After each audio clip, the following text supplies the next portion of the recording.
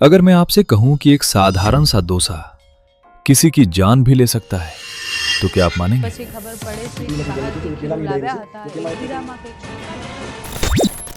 कहानी शुरू होती है 1 अप्रैल 2026 से।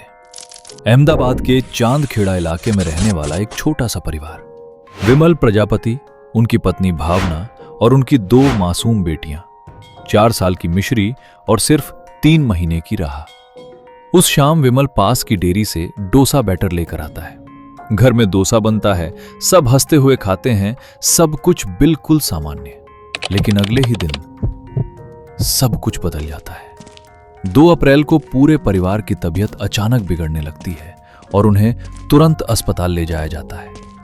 और फिर 3 अप्रैल, वो दिन जिसने इस परिवार को हमेशा के लिए तोड़ दिया। 3 महीने की राह अब इस दुनिया में नहीं थी। परिवार ने जल्दी में उसका अंतिम संस्कार कर दिया और घर लौटते ही एक और सदमा मिला। 4 साल की मिश्री भी अब नहीं रही। मां बाप अस्पताल में थे और दोनों बेटियां हमेशा के लिए चली गईं। मामला अब पुलिस तक पहुंचता है। पहला शक जाता है डोसा बैटर पर, फूड पॉइजनिंग। लेकिन जांच में एक चौंकाने वाली बात सामने आती है। डेयरी वाले ने उसी दिन 200 किलो बैटर बेचा था, लेकिन कहीं से कोई शिकायत नहीं आई। तो फिर सिर्फ इसी परिवार के साथ ऐसा क्यों हुआ? और सबसे बड़ा सवाल, 3 महीने की राह जो सिर्फ मां का दूध पीती थी, वो कैसे मर सकती है डोसे से?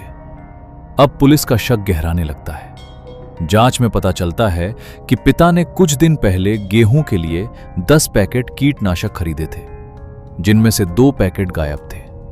और मां भावना की डायरी में एक ऐसी बात लिखी थी जो सब कुछ बदल सकती थी, मुझे बेटा चाहिए।